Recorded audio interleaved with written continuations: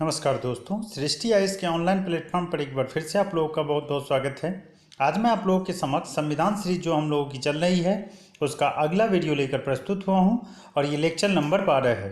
और इसके तहत आज हम लोग कल जो हम लोगों ने भारतीय अर्थव्यवस्था के भाग 3 मौलिक अधिकारों से संबंधित डिटेल अध्ययन किया था, उसी का आज हम लोग MCQs यहाँ डिस्कस करेंगे।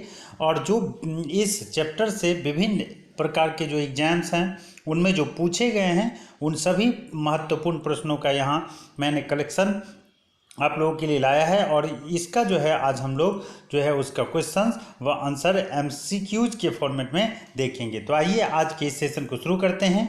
और आपको बताऊं कि इन सभी का PDF अगर चाहिए और करंट अफेयर आपको डेली चाहिए तो आप हमारे सृष्टि IAS 20 टेलीग्राम चैनल को ज्वाइन कीजिए। इस चैनल को सब्सक्राइब नहीं किया तो सब्सक्राइब कर घंटी के बटन को दबाइए, लाइक करना शेयर करना प्लीज़ नहीं भूलिए। तो आइए आज के इस MCQ सेशन को शुरू करते हैं। और आज का जो पहला प्रश्न है दोस्तों उसे देखते हैं। और ये प्रश्न है कि संविधान के किस भाग को भारत का मैग्ना कार्टा कहा जाता है।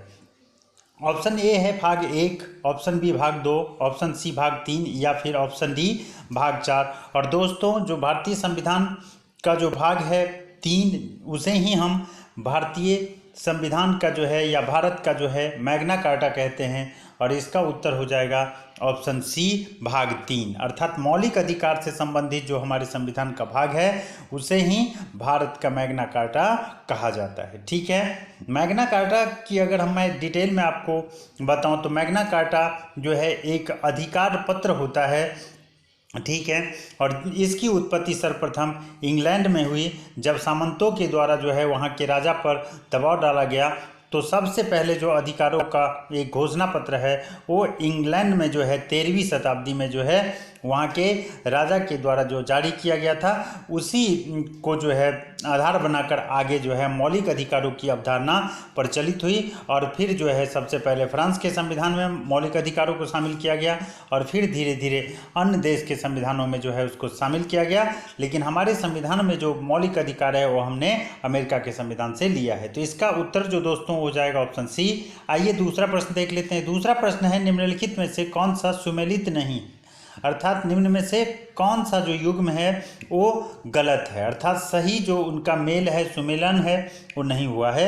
ऑप्शन ए कहता है समता अधिकार अनुच्छेद 14 से 18, ऑप्शन बी कह रहा है शोषण के विरुद्ध अधिकार अनुच्छेद 23 से और 24, ऑप्शन सी कह रहा है धर्म की स्वतंत्रता का अधिकार अनुच्छेद 29 और 30, इसके बाद ऑप्शन डी है संपत्ति का अधिकार अनुच्छेद 31।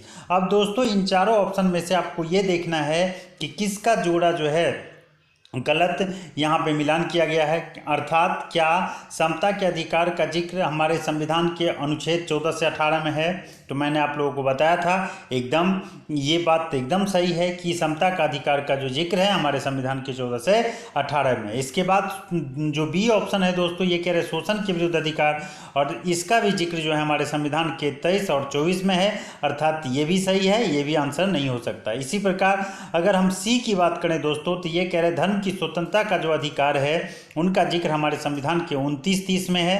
क्या ये सही है? क्या नहीं, ये बिल्कुल गलत है, क्योंकि आपको पता है कि हमारे संविधान के अनुच्छेद 29 और 30 की जब हम बात करते हैं तो उसमें जो है आपका भाषा और संस्कृति और शिक्षण संस्थान की जो संरक्षण है अल्पसंख्यकों की उनकी बात की गई है, अर्थात ये संस्कृति और शिक्षण संस्थान की स्थापना व उनके जो प्रबंधन का जो अधिकार है अल्पसंख्यकों का उनसे संबंधित ये प्रावधान 29-30 में है। और अगर हम धर्म की स्वतंत्रता की बात करें तो इनका कहाँ है जिक्र, तो ये हमारे संविधान के अनुच्छेद 25 से लेकर के दोस्तों ये 28 में है। ठीक है, किस में है? 25 से 28 में जो है हमारे संविधान में जो है धार्मिक स्वतंत्रता का जिक्र है, इसलिए ये जोड़ा यहाँ गलत है, अर्थात यहाँ जो उत्तर हो जाएगा वो हो जाएगा आपका ऑप्शन ये सी। ठीक है, तो ये ध्यान में रखिएगा।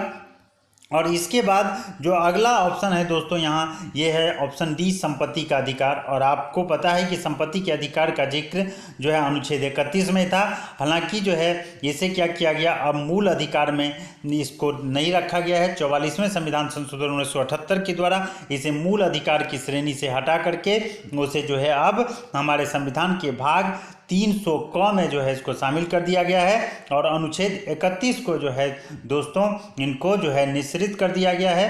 और अब जो संपत्ति के अधिकार का जिक्र है वो हमारे संविधान के भाग 12 में अनुच्छेद 300 क में है। इसको आप ध्यान में रखिएगा, ये 300 क में, और अगर संविधान के भाग की बात करें तो ये संविधान के भाग 12 में है। अर्थात यहाँ भी जो ये है संपत्ति का अधिकार अनुच्छेद 31, ये जोड़ा भी सही है, इसलिए इसका उत्तर हो जाएगा ऑप्शन सी। आइए अगला प्रश्न देख लेते हैं। अगला प्रश्न है निम्नलिखित में से कौन सा कथन गलत है। यहाँ ध्यान रखिएगा, यहाँ कह रहा है गलत कथन आपको इनमें से ढूंढना है, तो ये ध्यान में रखिएगा, ठीक है। ऑप्शन ए कह रहा है कि संपत्ति के अधिकार को 44वें संविधान संशोधन के बाद हटाया गया था। क्या ये बात सही है? एकदम सही बात है, क्योंकि 44वें संविधान संशोधन 1978 के द्वारा ही जो है संपत्ति के अधिकार को जो है क्या किया था, मौलिक अधिकार की श्रेणी से हटाकर उनको विधिक अधिकार बना दिया गया था और संविधान के भाग 12 में 300 क में शामिल कर दिया गया था। तो ये सही ऑप्शन है, इसलिए जो है ये आंसर नहीं हो सकता, क्योंकि गलत कह रहा है हमें ढूंढने के लिए। अब बी ऑप्शन देख लेते हैं। ऑप्शन बी कहता है कि संपत्ति का अधिकार अब मात्र एक नैतिक अधिकार है। क्या वास्तव में ये एक नैतिक अधिकार है क्या? चलिए इस पर बाद में अभी बात करेंगे, पहले ऑप्शन सी और डी देख लेते हैं। ऑप्शन सी कह रहा है कि इस समय केवल 6 मौलिक अधिकार है। क्या ये बात सही है कि नहीं? बिल्कुल सही बात है, क्योंकि हमारे संविधान जो मूल संविधान है उसमें अगर मौलिक अधिकारों की बात करें तो इसमें 7 था, क्योंकि धन का अधिकार भी पहले 1978 से पहले अर्थात 44वें संविधान संशोधन से पहले ये मौलिक अधिकार हुआ करता था, लेकिन अब इनको कानूनी अधिकार बना दिया गया है। तो ये जो है अब मूल अधिकारों की संख्या हमारे संविधान में जो है कितना है, 6 है। तो ये एकदम सही है, ये भी उत्तर इसका नहीं हो सकता। इसके बाद ऑप्शन डी की बात करें दोस्तों, तो ऑप्शन डी कह रहा है कि भारत में मूल अधिकारों को अमेरिका के संविधान से लिया गया। अभी मैंने बताया ये भी बात सही है, इसका मतलब ये भी विकल्प सही है। तो गलत जो विकल्प है दोस्तों वो कौन सा हो जाएगा? बी हो जाएगा। क्यों? क्योंकि संपत्ति का अधिकार जो है एक नैतिक अधिकार नहीं, बल्कि ये कानूनी अधिकार है। कैसा अधिकार है? कानूनी अधिकार है, या आप बोल सकते हैं कि ये एक विधिक अधिकार है। कैसा अधिकार? विधिक या कानूनी, इसलिए ये नैतिक नहीं है, इसलिए इसका उत्तर हो जाएगा दोस्तों यहाँ ऑप्शन बी, क्योंकि ये गलत है। आइए अगला प्रश्न देखते हैं। अगला प्रश्न है निम्नलिखित में से कौन सा अधिकार संविधान के अनुच्छेद 19 में नहीं है। अर्थात कल जो मैं आप लोगों को बताया था कि संविधान में जो है अनुच्छेद 19 जो उपखंड 1 है उनके क जो सब उपखंड है उसके तहत और ख के तहत, ग के तहत, घ और रा और छ, इनमें जो है टोटल 6 अधिकारों का जो है वर्णन किया गया है। क्योंकि आपको पता है कि जो 19(1) का च था वो धन से संबंधित था, इसलिए उनको 44वें संविधान संशोधन द्वारा हटा दिया गया था। तो अभी जो है अनुच्छेद 19 के तहत टोटल जो मौलिक अधिकार हमें मिला हुआ है 6 मिला हुआ है, तो उन्हीं अधिकारों का यहाँ जिक्र है और आपको इनमें से ढूंढ के बताना है कि कौन सा अधिकार 19(1) का जो उपखंड है उसमें शामिल नहीं है। अब यहाँ देखिए ऑप्शन ए कह रहा है कि वाक एवं अभिव्यक्ति की स्वतंत्रता, और आपको पता है ये कि 19(1) के क में इसका जिक्र है, ठीक है। इसका 19(1) के किस में जिक्र है? क में जिक्र है। इसके बाद यहाँ है संघ बनाने का अधिकार। इनकी अगर हम बात करें तो इनका जो है इसमें 19 संविधान के अनुच्छेद 19 का जो उपखंड 1 है उसके ग में इसका जिक्र है, ठीक है, संघ बनाने का। इसके बाद कोई भी वृत्ति, व्यापार या कारोबार करने का जो अधिकार है दोस्तों, ये आपका संविधान के अनुच्छेद 19 के उपखंड 1 का जो आपका 6 है उसमें इसका जिक्र है। तो ये भी शामिल है, ए भी, बी भी शामिल है, सी भी शामिल है। तो इसका आंसर तो आउट हो गया। आंसर क्या हो जाएगा? ऑप्शन डी हो जाएगा, उपाधियों का अंत। क्योंकि दोस्तों उपाधियों का अंत संविधान के अनुच्छेद 19 में शामिल नहीं है, बल्कि ये संविधान के अनुच्छेद 18 में शामिल है। और कल मैंने इसको डिटेल में बताया है, तो आप उस डिटेल वाले वीडियो को जरूर देखिए ताकि आपको इस सेशन को करने में सहूलियत हो और आप अपने आप का जो मूल्यांकन है वो कर सके। साथ ही में अगर इस चैनल को अभी तक सब्सक्राइब नहीं किया तो सब्सक्राइब कर उसे जो है बेल बटन को दबाइए, लाइक और शेयर जरूर कीजिए। तो आइए अगला प्रश्न देख लेते हैं। अगला प्रश्न है दोस्तों कि संविधान के अनुच्छेद 18 के अंतर्गत निम्नलिखित में से कौन सी उपाधि एक भारतीयों द्वारा जो है अब जो है धारण नहीं किया जा सकता। अब का मतलब है कि जब से हमारा संविधान लागू हुआ तब से हम धारण नहीं कर सकते, क्योंकि आपको पता है कि ब्रिटिश काल में ढेर सारा जो है उपाधियां जो है ब्रिटिश सरकार के द्वारा भी धारण किया जाता था। ईस्ट इंडिया कंपनी के जो अधिकारी थे उनके द्वारा भी धारण किया जाता था, जैसे लॉर्ड वेलेजली, लॉर्ड का मतलब होता है भगवान, ठीक है, वारेन हेस्टिंग्स, उसके बाद राय बहादुर। तो क्या क्या उपाधियां आपने देखा होगा कि ब्रिटिश काल में जो है धारण किया जाता था। लेकिन जब से हमारा संविधान लागू हुआ और स्वतंत्र भारत का जो संविधान जब से काम करना शुरू किया, तब से भारत में उपाधियों का जो है हमारे संविधान के अनुच्छेद 18 में लिखा है कि उपाधियों का अंत, अर्थात कोई भी भारतीय कोई भी उपाधि धारण नहीं करेगा राष्ट्रपति की आज्ञा के बिना, ठीक है। तो इनमें से आपको बताना है कि इसके अंतर्गत अनुच्छेद 18 के अंतर्गत निम्नलिखित में से कौन सी जो उपाधि है एक जो भारतीयों द्वारा धारित नहीं की जा सकती है। जैसे दीवान बहादुर, ऑप्शन ए, ऑप्शन बी है पद्मश्री, ऑप्शन सी है पद्म भूषण, ठीक है, पद्म भूषण। इसके बाद ऑप्शन डी है भारत रत्न। और आपको पता होना चाहिए कि भारत रत्न, पद्म भूषण, पद्म विभूषण और पद्मश्री जो ये पुरस्कार है, इसकी जो घोषणा की गई या इनकी जो शुरुआत की गई थी दोस्तों, ये किया गया था 1954 ईस्वी से। और इनमें जो है सबसे भारत का अगर उच्चतम पुरस्कार की बात करें तो ये भारत रत्न है। उसके बाद आता है पद्म आपका विभूषण, उसके बाद पद्म भूषण और फिर जो है पद्म श्री आता है। तो ये चौथे क्रम का जो पुरस्कार है वो पद्म श्री है और इनकी शुरुआत 1954 में हुई। और आपको पता होना चाहिए कि सर्वोच्च न्यायालय के द्वारा ये जो 3 पुरस्कार यहाँ है और एक और हो जाएगा पद्म विभूषण, ये चारों पुरस्कार को जो सुप्रीम कोर्ट है हमारा वो उनको उपाधि नहीं माना है, बल्कि इनको क्या माना है, पुरस्कार माना है। क्या माना है, पुरस्कार की संज्ञा इसको दिया है। लेकिन कोई भी व्यक्ति जो है इन पुरस्कारों के नाम का जो है अपने जो उसका जो उस व्यक्ति का जो नाम है उनके आगे या नाम के पीछे इनका उपयोग नहीं कर सकता, क्योंकि हमारे संविधान में अनुच्छेद 18 के तहत उपाधियों का जो है अंत किया गया है। तो यहाँ जो है पद्मश्री, पद्म भूषण और भारत रत्न जो है हमारे यहाँ अभी भी जो है क्या किया जाता है, सरकार के द्वारा इसको प्रदान किया जाता है भारतीय नागरिकों को या अन्य जो इनसे संबंधित लोग हैं जो आपका इनके लिए एलिजिबल है, उनको ये दिया जाता है।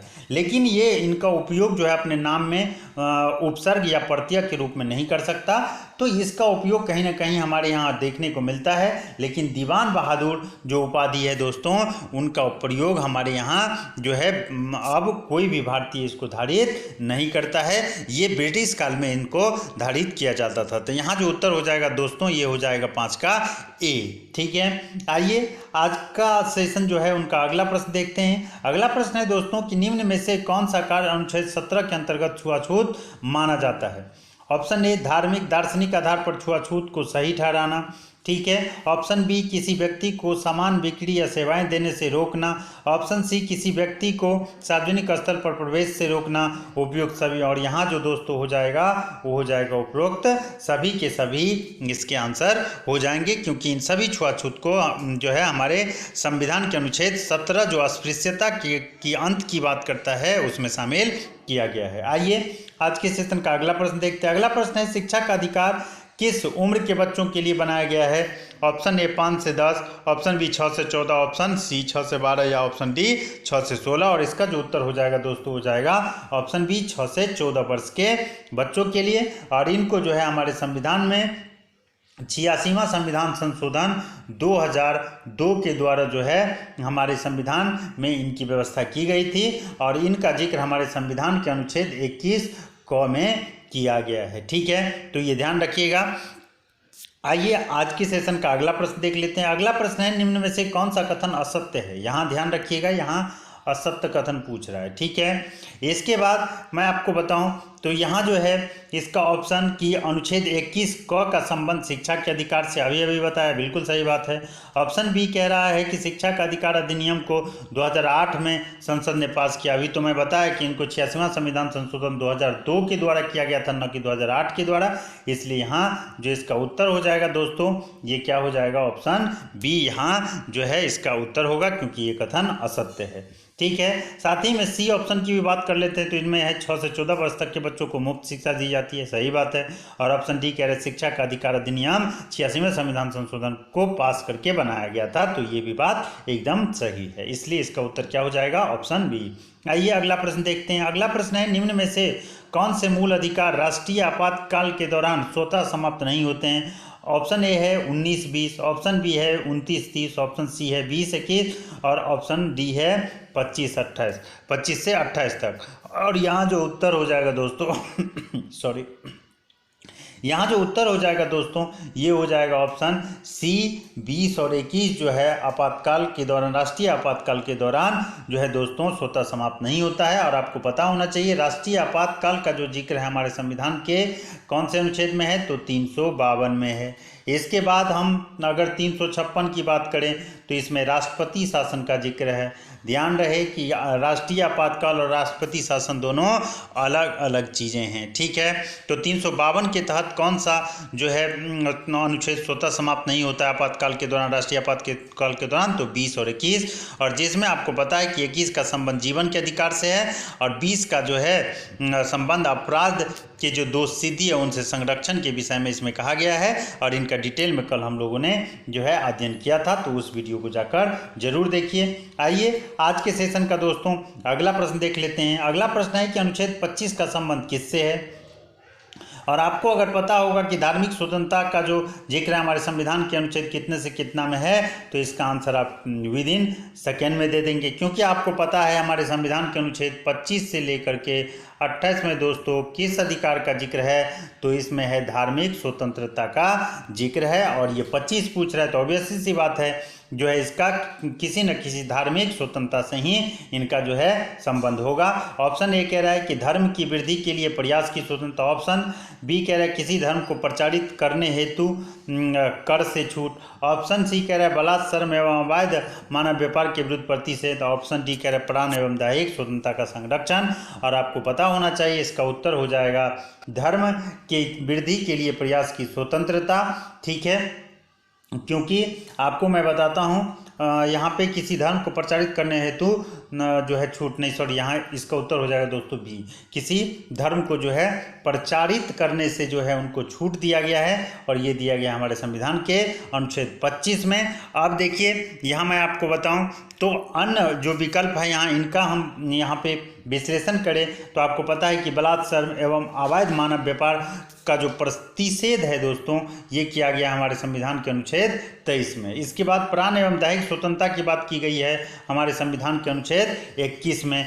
और किसी धर्म को प्रचारित करने हेतु कर से छूट की जो बात है दोस्तों ये किया गया है हमारे संविधान के अनुच्छेद 27 में। तो मैंने सही बताया था आपको कि इसका जो उत्तर हो जाएगा दोस्तों ये ए हो जाएगा, धर्म की वृद्धि के लिए प्रयास की स्वतंत्रता, ठीक है। क्यों? क्योंकि ये जो आपका 3 विकल्प है उनका मैंने बता दिया कि किसी धर्म को प्रचारित करने हेतु कर से छूट की जो बात की गई है हमारे संविधान के अनुच्छेद 27 में किया गया है।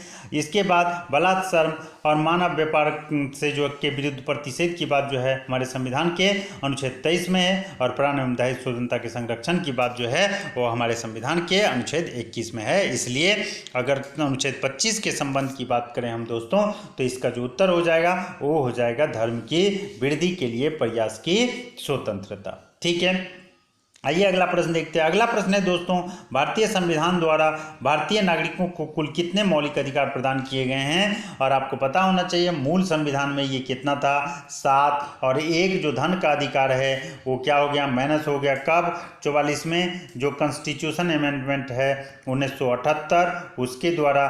तो 7 में से अगर एक को आप माइनस करेंगे तो कितना बच जाएगा 6, इसलिए इसका उत्तर क्या हो जाएगा ऑप्शन बी, ठीक है। अगला प्रश्न देखते हैं। अगला प्रश्न है भारतीय संविधान के किस अनुच्छेद में संवैधानिक उपचारों का अधिकार दिया गया है। और ये एसएससी में पूछा हुआ प्रश्न है दोस्तों। तो यहाँ जितने भी प्रश्न मैंने यहाँ शामिल किया है सभी के सभी किसी न किसी एग्जाम में जो है पूछे गए प्रश्न है, इसलिए बहुत महत्वपूर्ण है, तो इसको ध्यान में रखिएगा।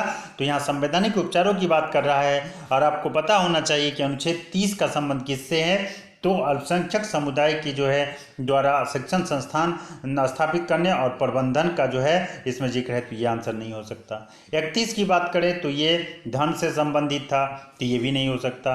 35 की बात करें दोस्तों तो ये जो है संसद को जो है कानून बनाने का अधिकार देता है और जो कुछ विशेष प्रकार के जो मौलिक अधिकार है उन पर कानून बनाने से संबंधित है, तो ये भी नहीं हो सकता। तो इसका उत्तर क्या हो गया? अनुच्छेद 32 अर्थात ऑप्शन सी। और आपको पता होना चाहिए कि अम्बेडकर साहब के अनुसार जो है दोस्तों, इसको जो है किसको, अनुच्छेद 32 को जो है संविधान की आत्मा और हृदय कही गई है। ऐसे नॉर्मल भाषा में अगर संविधान की आत्मा पूछे, अम्बेडकर साहब का नाम न हो वहाँ पे, तो फिर हो जाएगा प्रस्तावना उसका आंसर। तो ये बात ध्यान में रखिएगा, ठीक है। और इस अनुच्छेद के तहत जो है दोस्तों, आप कहाँ जा सकते हैं? सुप्रीम कोर्ट जा सकते हैं अगर आपके मौलिक अधिकारों का कोई हनन करता है तो, ठीक है। इसी प्रकार अनुच्छेद 226 के तहत आप हाई कोर्ट जा सकते हैं मौलिक अधिकारों के हनन अगर आपका होता है तब, ठीक है। तो ये ध्यान रखिएगा। अगला प्रश्न देखते हैं कि निम्नलिखित में से किस अनुच्छेद में कहा गया है कि किसी भी व्यक्ति को एक ही अपराध के लिए एक बार से अधिक जो है अभियोजित एवं दंडित नहीं किया जाएगा? तो ये दोस्तों अनुच्छेद 20, 21, 22 या फिर 17। तो इसका जो जिक्र है दोस्तों, ये जो है आपका अनुच्छेद 20 में जो है इसका जिक्र किया गया है कि एक व्यक्ति को एक अपराध के लिए एक ही दंड दिया जाएगा और साथ ही उनको जो है भूतलक्षी जो विधि है उनसे भी संरक्षण प्रदान किया गया है। अर्थात भूतलक्षी विधि से संरक्षण का मतलब है कि मान लीजिए कोई व्यक्ति आज अपराध किया और आज के कानून के अकॉर्डिंग जो दंड होना चाहिए वही जब उनको दंड मिलेगा भविष्य में जाकर, क्योंकि आपको पता है जब केस होता है तो ये काफ़ी लंबा खिंचता है, सालों साल लग जाते हैं फैसला आने में। और ऐसा नहीं होना चाहिए कि जब फैसला दे रहा है तो उस समय के कानून को ध्यान में रखकर फैसला मिले, बल्कि जिस समय में वो अपराध किया है उसी समय के कानून को देखकर जो है उनको सज़ा मिलना चाहिए। तो ये हुआ जो भूतलक्षी जो विधि है उनसे संरक्षण, ठीक है।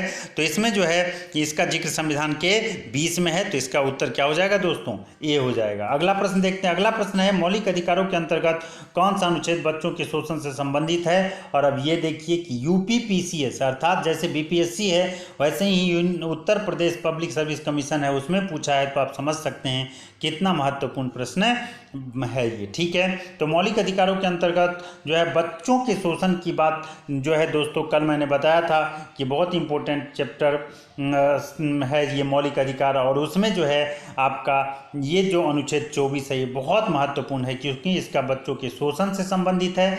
इसके बाद अगर हम 23 अनुच्छेद की बात करें तो ये बलात्कार, ठीक है, और जो मानव दुर्व्यवहार है उनसे संबंधित है। तो इनमें अक्सर लोग जो है कंफ्यूज रहते हैं। तो आपको ध्यान रखना है कि बच्चों के शोषण संबंधित अनुच्छेद कौन सा है? यह है अनुच्छेद 24। तो यहाँ इसका उत्तर हो जाएगा ऑप्शन डी। अगला प्रश्न देखते हैं कि भारत के संविधान को निम्नलिखित में से जो है कौन सा अनुच्छेद प्रेस की स्वतंत्रता से संबंधित है? भारतीय संविधान में कौन सा अनुच्छेद जिसमें जो है प्रेस की स्वतंत्रता निहित है, ठीक है। ये बीपीएससी में पूछा है, तो आप समझिए कि कितना महत्वपूर्ण है। यहाँ अनुच्छेद 19, अनुच्छेद जो है आपका कौन सा 20 और अनुच्छेद 21, अनुच्छेद 22। और कल का क्लास अगर आपने किया है, उस वीडियो को अगर आपने देखा है, तो इसका उत्तर आप इजीली दे सकते हैं क्योंकि इसका जो जिक्र है संविधान के अनुच्छेद 19 में जो है अंतर्निहित माना गया है। किसके द्वारा? सुप्रीम कोर्ट के द्वारा। क्योंकि आपको मैं बता दूं कि कहीं भी हमारे संविधान में जो है आपका प्रेस की स्वतंत्रता से संबंधित जो है इनका व्याख्या नहीं है कि किस अनुच्छेद में ये निहित है, लेकिन सुप्रीम कोर्ट ने जो है अपने फैसला में कहा कि ये जो प्रेस की स्वतंत्रता है ये हमारे संविधान के अनुच्छेद 19 का हिस्सा होगा। क्यों? क्योंकि अनुच्छेद 19 का जो उपखंड 1 है उनका जो क है उसमें वाक्य की स्वतंत्रता की बात कही गई है, इसलिए अनुच्छेद 19 में जो है इनको जो है अंतर्निहित माना है, लेकिन हमारे संविधान में इस शब्द का जिक्र नहीं है। तो ध्यान रखना है, ठीक है, क्योंकि यहाँ पे जो है बहुत सारे बच्चे कंफ्यूज रहते हैं। तो इसका उत्तर ऑप्शन ए होगा। अगला प्रश्न देखिए। अगला प्रश्न है संपत्ति के मूल अधिकार को किस संवैधानिक संशोधन अधिनियम द्वारा जो है समाप्त कर दिया गया? अब ये देखिए पंजाब पब्लिक सर्विस कमीशन में पूछा है, तो ये भी बहुत महत्वपूर्ण है। मैंने बताया कि इसमें एक एक प्रश्न जो है दोस्तों वो इम्पोर्टेंट्स है, इनका जो एग्जाम में आने की संभावना हमेशा बनी रहती है। ये कई बार कई एग्जाम में पूछा जा चुका है, ठीक है, और आगे भी इनकी आने की संभावना उतनी ही प्रबल रहती है। ठीक है, तो ये जो है 44वां संविधान संशोधन 1978 के द्वारा दोस्तों ये धन के अधिकार को जो है ख़त्म कर दिया गया था, मूल अधिकार के श्रेणी से उनको हटा दिया गया था और कानूनी अधिकार जो है उनको बना दिया गया था, जिसको हमारे संविधान के अनुच्छेद 300 क में और भाग किस में 12 में रखा गया है। ठीक है, आइए अगला प्रश्न देखते हैं। अगला प्रश्न है, भारतीय संविधान के अनुसार निम्न में से कौन सा मूल अधिकार नहीं है? ये एसएससी का प्रश्न है। ठीक है, तो शिक्षा का अधिकार मौलिक अधिकार है कि नहीं? बिल्कुल है, क्योंकि इसका जिक्र हमारे संविधान के अनुच्छेद 21 क में है। इसके बाद में जो है सूचना का अधिकार, इसको देखते हैं बाद में अब ये है कि नहीं। ठीक है, ऑप्शन सी देखते हैं, भाषण का अधिकार, तो आपको पता है कि 19(1) के क में है दोस्तों इसका जिक्र। इसके बाद में जीवन के अधिकार की बात करें तो दोस्तों इसका जिक्र हमारे संविधान के अनुच्छेद 21 में है। तो बच गया कौन सा दोस्तों? तो ये बी बच गया, अर्थात इसका जो है सूचना के अधिकार जो है वो हमारा मौलिक अधिकार नहीं है, इसलिए इसका उत्तर ये हो जाएगा। तो ये इसे कहते हैं एलिमिनेशन मेथड। अगर आपको एलिमिनेट करना आ गया तब भी आप जो है कई सारे प्रश्नों के उत्तर आसानी से ढूंढ सकते हैं, अगर आपको उस समय में सारा चीज़ अगर याद नहीं भी है तब भी। ठीक है, आइए आज के सेशन का अगला प्रश्न देखते हैं। अगला प्रश्न है, किसी कैदी को न्यायालय के समक्ष प्रस्तुत करवाने के लिए किस रीट की जो है आवश्यकता होती है? ये देखिए के एग्जाम में पूछा है। ठीक है, ऑप्शन ए है परमाधिदेश, ठीक है, ऑप्शन बी है बंदी प्रत्यक्षीकरण जिसको इंग्लिश में हैबियस कॉर्पस कहते हैं। इसके बाद ऑप्शन सी है अधिकार परीक्षा जिसे इंग्लिश में को वारंटो कहते हैं। ठीक है, और ऑप्शन डी है उत्प्रेषण जिसे इंग्लिश में टर्शियरी कहते हैं, सर्शियरी भी कई लोग बोलते हैं। ठीक है, तो ये जो न्यायालय के समक्ष प्रस्तुत करवाने से संबंधित जो रीट है दोस्तों, इसमें मैं आपको बताऊं तो यह है बंदी प्रत्यक्षीकरण। और आपको पता होना चाहिए कि रीट जारी करने का जो अधिकार है हमारे यहाँ जो है सुप्रीम कोर्ट को और किसको, हाई कोर्ट को दिया गया है। सुप्रीम कोर्ट जो है अनुच्छेद 226 के तहत 5 प्रकार के रीट को जारी करता है और जो है सुप्रीम कोर्ट अनुच्छेद 32 के तहत ये भी 5 प्रकार के रीट को जारी करता है। और ये जो रीट है 5 वो कौन कौन सा है? तो बंदी प्रत्यक्षीकरण, परमादेश या परमाधिदेश, अधिकार परीक्षा, उत्प्रेषण और प्रतिषेध। ठीक है, तो ये 5 प्रकार के रीट जारी करते हैं। और यहाँ जो है बंदी प्रत्यक्षीकरण जो रीट है उनका संबंध जो है दोस्तों ये न्यायालय के समक्ष जो है किसी व्यक्ति को, अगर कोई व्यक्ति के जो है घर में नज़रबंद कर देता है या पकड़ कर रखता है तो ये रीट न्यायालय के द्वारा जारी किया जाता है। ठीक है, आइए आज के इस सेशन का अगला प्रश्न देखते हैं। अगला प्रश्न है, भारतीय नागरिकों के मौलिक अधिकारों के युक्तियुक्त प्रतिबंधों को आरोपित करने की शक्ति किसके पास है? उच्चतम न्यायालय के पास, संसद के पास या राष्ट्रपति के पास या इनमें से किसी के पास नहीं?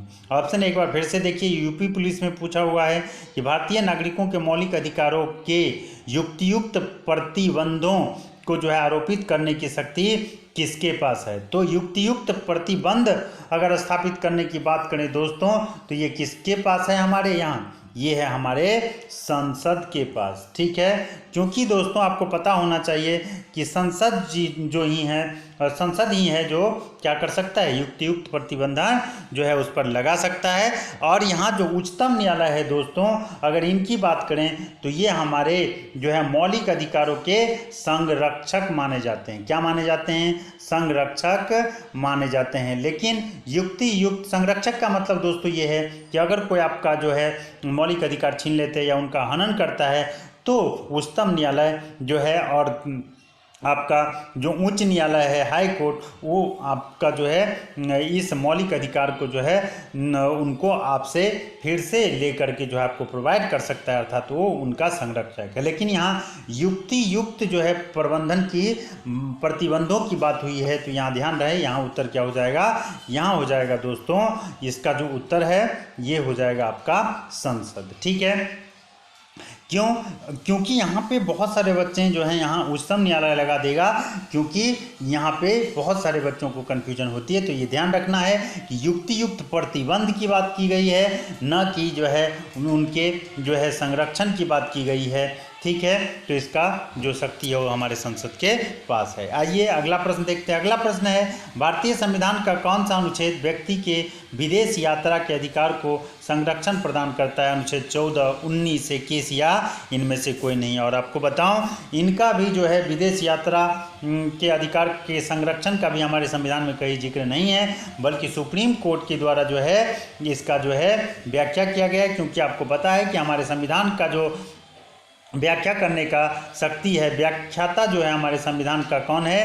तो सुप्रीम कोर्ट है। तो उन्हीं के द्वारा जो समय समय पर जब व्याख्या किया गया संविधान के अनुच्छेदों का, तो इन सारे अधिकारों का, जैसे नींद लेने का अधिकार, जो है भरपेट भोजन लेने का अधिकार, विदेश घूमने का अधिकार, ठीक है, उसके बाद में जो है इज्जत पूर्वक जीवन जीने का अधिकार, इन सारी बातों का जो है व्याख्या सुप्रीम कोर्ट के द्वारा किया गया है समय समय पर। तो इनका हमारे संविधान में जिक्र नहीं है, लेकिन यहाँ विदेश यात्रा के अधिकार के संरक्षण से संबंधित बात की गई है। तो इसका जो जिक्र है वो सुप्रीम कोर्ट ने कहा है कि ये 19 जो हमारा संविधान का अनुच्छेद 21 है उसमें अंतर्निहित है, क्योंकि ये जीवन जीने का ही एक पार्ट है। ठीक है, आइए अगला प्रश्न देखते हैं। अगला प्रश्न है कि निम्नोक्त या निम्न समादेशों में से अर्थात रीट में से, मैंने आपको बताया था कि 5 प्रकार के रीट जारी किया जाता है हमारे जो सुप्रीम कोर्ट है और हाई कोर्ट है उनके द्वारा। तो निम्नोक्त जो समादेशों हैं उनमें से कौन सा समादेश किसी अवैध व्यक्ति से सरकारी पद को बचाने के लिए जारी किया जाता है? ये एसएससी में पूछा हुआ है। और यहाँ कहने का तात्पर्य इस क्वेश्चन का दोस्तों ये है कि इनमें से किस रीट के द्वारा जब कोई गलत व्यक्ति किसी नौकरी पर जो है घूस देकर या फिर जाली सर्टिफिकेट के माध्यम से उस नौकरी को प्राप्त कर लेता है, तो उनको हटाने के लिए जो रीट जो है हमारे न्यायालय के द्वारा जारी किया जाता है वो कौन सा किया जाता है? तो ये किया जाता है को वारंटो, अर्थात हिंदी में बोले तो अधिकार परीक्षा। तो इसका उत्तर ऑप्शन डी हो जाएगा, ध्यान रखिएगा। अगला प्रश्न है कि भारत के संविधान के किस भाग को संविधान की आत्मा के रूप में वर्णित किया गया है? मौलिक अधिकार, ठीक है, राज्य के नीति निर्देशक सिद्धांत, उद्देशिका या फिर पंचायत। तो यहाँ संविधान की आत्मा की जो है सिर्फ बात की गई है, तो यहाँ जो इसका उत्तर हो जाएगा दोस्तों ये हो जाएगा क्या? उद्देशिका। ठीक है, लेकिन अगर अंबेडकर साहब की बात रहती तो उन्होंने किसको कहा था संविधान की आत्मा? तो ये कहा था अनुच्छेद 32 को, जिसका संबंध किससे? मौलिक अधिकार से। तो यहाँ इसका उत्तर हो जाएगा ऑप्शन सी। ठीक है, आइए अगला प्रश्न देखते हैं। अगला प्रश्न है मौलिक अधिकारों में संशोधन करने में जो है कौन सक्षम है? ये आरआरबी जो एग्जाम होता है रेलवे का उसमें पूछा हुआ है। ऑप्शन ए राष्ट्रपति, option B Lok Sabha, option C सर्वोच्च न्यायालय या ऑप्शन डी संसद। और आपको बताऊं मैं कि मौलिक अधिकारों में संशोधन करने का जो अधिकार है वो हमारे संसद के पास है। सॉरी। तो आइए आज के इस सेशन का अगला प्रश्न देखते हैं। अगला प्रश्न है कि भारतीय संविधान के भाग 3 में कुल कितने अनुच्छेदों में जो है मौलिक अधिकारों का वर्णन है दोस्तों? और ये ITI के एग्जाम में पूछा हुआ है। और आपको पता होना चाहिए कि हमारे संविधान के भाग 3 में, किसमें? भाग 3 में जो है अनुच्छेद कितना से कितना? 12 से लेके 35 तक में जो है मौलिक अधिकारों का जिक्र है। और 12 से 35 को अगर जोड़िएगा तो ये हो जाता है 24 अनुच्छेद। तो इसका उत्तर क्या हो जाएगा? Option D. ठीक है, आइए अगला प्रश्न देखते हैं। अगला प्रश्न है दोस्तों कि निम्नलिखित में से कौन सा अधिकार भारतीय संविधान के अनुच्छेद 32 के अंतर्गत परिवर्तित किए जा सकते हैं? ये यूपी जो PCS एग्जाम होता है, Uttar Pradesh public service commission, उसमें ये पूछा हुआ है। ठीक है, तो ये सारे के सारे प्रश्न बहुत महत्वपूर्ण है दोस्तों, इसलिए मैं कह रहा हूँ कि कल के सेशन को जरूर देखिए और डिटेल में वहाँ पे हमने सारे अनुच्छेदों का वहाँ पे जो है डिटेल में अध्ययन कराया है, तो उस सेशन को जरूर देखिए। और पिछले के जितने वीडियो हैं, ये आपका जो सेशन है दोस्तों ये क्लास नंबर 16 है। उनसे पहले जो है 15 क्लास ऑलरेडी हो चुके हैं, उनका वीडियो हमारे प्लेलिस्ट में है या आज के इस वीडियो के डिस्क्रिप्शन में भी मिल जाएगा, वहाँ से जाकर जरूर देखिए। और इस वीडियो को अभी तक अगर लाइक नहीं किया तो इसे लाइक करना, शेयर करना नहीं भूलिए। और चैनल को अगर सब्सक्राइब नहीं किया तो इसे सब्सक्राइब कर घंटी के बटन को जरूर दबाइए। तो आइए इस प्रश्न को देख लेते हैं, इसका उत्तर क्या होगा। तो इसका जो उत्तर हो जाएगा दोस्तों, क्योंकि संविधान के अनुच्छेद 32 का जो संबंध है वो है किससे?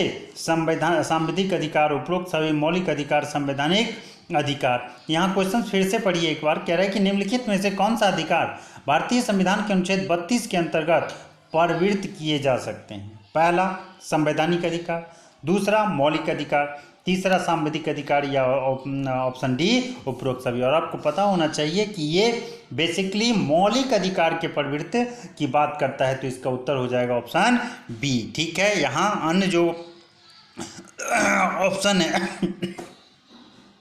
सॉरी दोस्तों, आपको पता है कि समय खराब चल रही है और मौसम भी अभी जो है वो चेंज हो रहा है, इसलिए थोड़ा सा खांसी है, तो इसको आप मैन नहीं कीजिएगा। ठीक है, आइए इस प्रश्न के उत्तर को एक बार विश्लेषित करके आपको बताएं कि इसका उत्तर जो है मौलिक अधिकार इसलिए होगा दोस्तों क्योंकि संवैधानिक उपचारों का जो अधिकार है उसका जिक्र किसमें है? संविधान के अनुच्छेद 32 में। और बेसिकली इसका संबंध किनसे है? तो ये है आपका जो है किससे? अनुच्छेद 32 का संबंध मौलिक अधिकार से है, इसलिए इसका उत्तर मौलिक अधिकार हो जाएगा, उपरोक्त सभी यहाँ पे नहीं होगा। अगला क्वेश्चन है कि भारतीय संविधान के निम्नलिखित अनुच्छेदों में से कौन विधायन सत्ता पर पूर्ण नियंत्रण लगाता है? ये यूपी पीसीएस में पूछा हुआ प्रश्न है। यहाँ अनुच्छेद 14, अनुच्छेद 15, अनुच्छेद 16 या अनुच्छेद 17। तो यहाँ जो है विधायन सत्ता की बात हुई है दोस्तों, तो आपको पता है कि यहाँ 15, 16, 17 तो हो ही नहीं सकता क्योंकि इनका जो संबंध है वो विधि से नहीं है, और इस विधि से अगर किसी अनुच्छेद का संबंध है तो है 14 का, क्योंकि इसी में कहा गया है कि विधि के समक्ष सभी व्यक्ति समान है। तो इसका उत्तर क्या हो जाएगा दोस्तों? इसका उत्तर हो जाएगा ऑप्शन ए।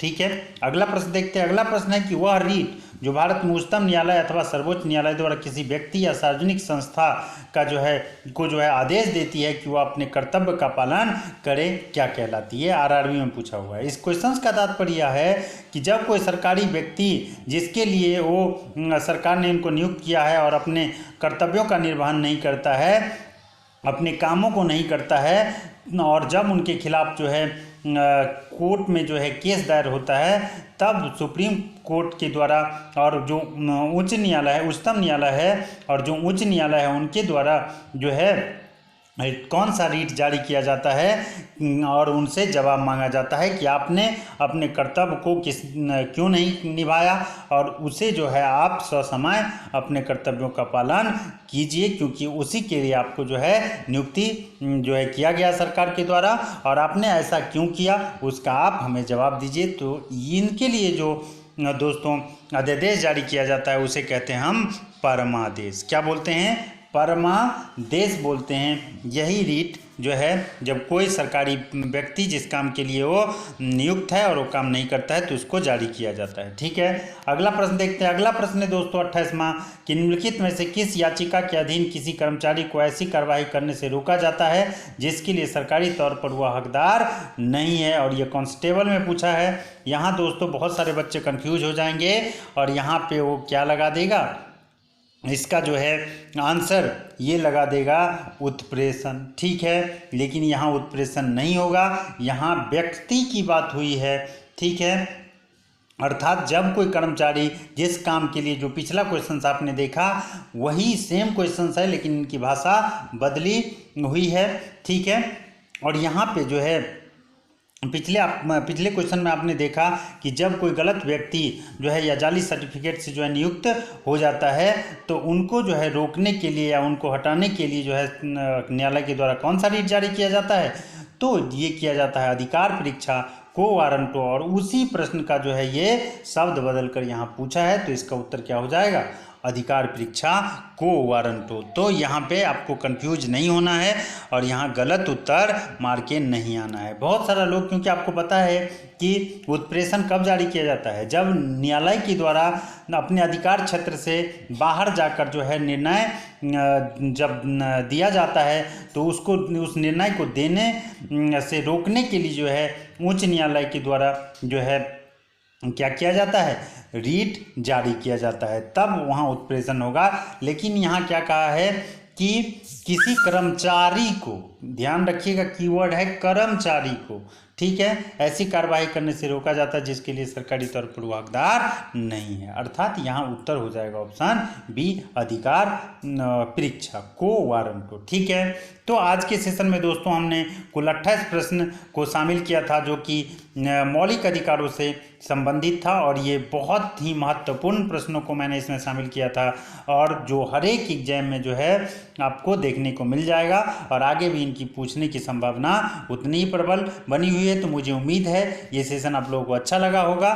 तो चलिए आज के इस सेशन को यहीं रोकते हैं, यहीं विराम देते हैं और आप लोगों से विदा लेते हैं, और आशा करते हैं कि जब तक हम नेक्स्ट सेशन लेकर आए तब तक आप लोग खुशी से रहें, अच्छे से रहें, सुरक्षित रहें और पढ़ते रहें। और जाते जाते आप लोगों से एक अनुरोध कि इस चैनल को अगर सब्सक्राइब नहीं किया है तो सब्सक्राइब कर घंटी के बटन को जरूर दबा दीजिए ताकि सभी वीडियो की नोटिफिकेशन आपको मिले, और लाइक शेयर करना नहीं भूलिए क्योंकि उसी से हमें प्रेरणा मिलती है दोस्तों। तो जय हिंद, जय भारत।